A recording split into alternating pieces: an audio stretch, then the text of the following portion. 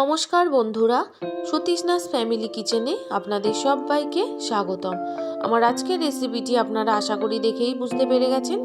আমার আজকের রেসিপিটি হলো কুচো চিংড়ির বড়া। রেসিপিটি যদি আপনাদের ভালো লেগে থাকে তাহলে অবশ্যই একটা লাইক করে দেবেন, কমেন্ট করে জানাবেন। আর যদি চ্যানেলে নতুন বন্ধু হয়ে থাকেন তাহলে প্লিজ চ্যানেলটি সাবস্ক্রাইব করে পাশে থেকে যাবেন।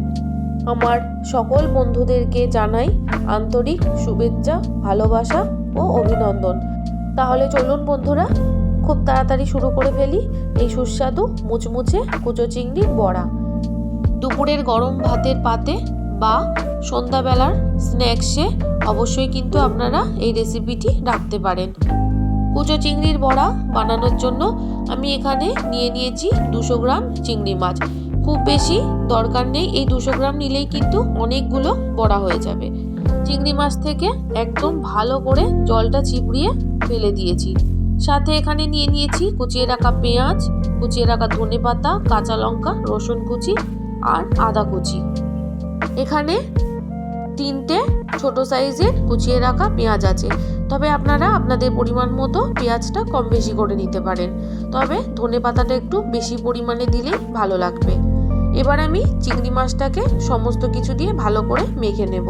প্রথমেই আমি দিয়ে দিলাম কুচিয়ে রাখা ধনেপাতা, পেঁয়াজ আর সাথে যে আদা, রসুন, কাঁচা লঙ্কার কুচিটা আছে সেটাও দিয়ে দিলাম। চিংড়ি মাছের বড়াগুলোকে একদম মুচমুচে বানানোর জন্য এখানে আমি দিয়ে দিচ্ছি 2 চামচ চালের গুঁড়ো। সাথে দিয়ে দেব ওই চামচেরই 3 চামচ বেসন। আমি এখানে বড় চামচের দিয়েছি বন্ধুরা। সাথে আমি দেব পরিমাণ মতো হলুদ, দেব অল্প একটু জিরের গুঁড়ো, অল্প একটু ধনের গুঁড়ো, সাথে দিয়ে দেব পরিমাণ মতো নুন। তারপর চিংড়ি মাছটাকে সমস্ত কিছু দিয়ে খুব ভালো করে মেখে নেব।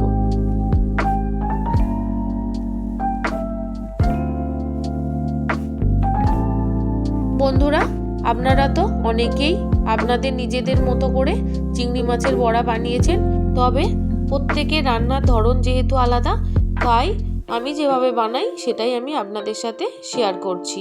তবে আমি কিন্তু আরও কয়েক রকমের চিংড়ি মাছের বড়া বানাতে জানি, যেটা আমি আপনাদের সাথে আস্তে আস্তে শেয়ার করব। আপনারা দেখেই বুঝতে পারছেন জল ছাড়াও কিন্তু সুন্দর মতো মাখাটা হয়ে যাচ্ছে, তবে জলটা না দেওয়াই ভালো, যেহেতু নুন দিয়েছি পেঁয়াজ থেকে এমনিই জল ছাড়বে। যতটা শুকনো করে মাখা যায় ততটাই বড়াগুলো মুচমুচে হবে। আমি কিন্তু একদম টাইট করে মেখে নিচ্ছি।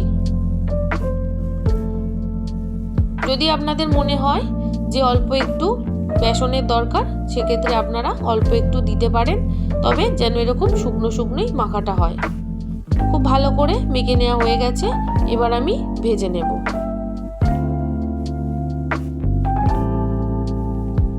কড়াইতে তেল আমি আগে থেকেই গরম বসিয়ে দিয়েছিলাম। এবার আমি বড়াগুলো আস্তে আস্তে ছেড়ে দিচ্ছি। বড়াগুলো কিন্তু আমি একটু পাতলা পাতলা আর চ্যাপটা চ্যাপটা করে দিচ্ছি। আপনারাও কিন্তু চেষ্টা করবেন এরকমভাবে দেওয়ার, তাহলে কিন্তু ভীষণ মুচমুচে হবে।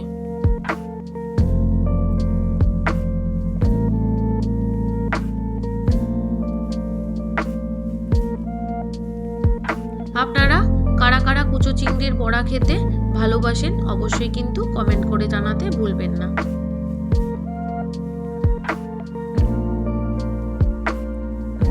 বড়াগুলো একদম আঁচ কমিয়ে কমিয়ে ভাজবেন, তাহলে কিন্তু বেশি মুচমুচে হবে। একদম জোর আঁচে ভাজলে ওপরগুলো লাল হয়ে যাবে, ভেতরগুলো কাঁচা থেকে যাবে। দেখুন বড়াগুলো এক সাইড হালকা করে লাল হয়ে গেছে, তাই আমি উল্টিয়ে দিয়েছি। এবার আমি আর এক সাইডও হালকা হালকা করে ভেজে নেব। এইভাবে 2-3 বার উল্টে পাল্টে আস্তে আঁচে লাল লাল করে ভেজে নিতে হবে।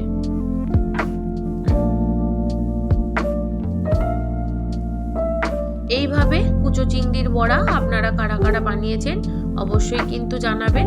আর যারা যারা এখনো পর্যন্ত বানাননি তারা কিন্তু একবার হলেও এইভাবে বানাবেন। আশা করি আপনাদের ভীষণ ভালো লাগবে। দেখুন লাল লাল করে ভেজে নেওয়া হয়ে গেছে। এবার আমি খুব ভালোভাবে তেল থেকে ছেঁকে তুলে নেব। খুব বেশি বেশি করে বড়া ভাজবেন না, অল্প অল্প করে দেবেন আর অল্প অল্প করে ভাজবেন। প্রথমবারে বড়াগুলো ভেজে নেওয়া হয়ে গেল। এবার আমি বাকি যেটা আছে দ্বিতীয়বারে ভেজে নেব। দ্বিতীয়বারে যখন বড়াগুলো ভাজবো তার আগে কিন্তু গ্যাস কমিয়ে তেলটা হালকা ঠান্ডা করে নেবেন। তারপর আবারও বড়াগুলো দিলে ভালো হবে, তা নইলে তেলে দেওয়ার সাথে সাথে কিন্তু একটু কালো কালো হয়ে যেতে পারে। বন্ধুরা, বাড়িতে অতিথি এলে তাদেরকেও আপনারা এইভাবে কুচো চিংড়ির বড়া বানিয়ে খাওয়াতে পারেন।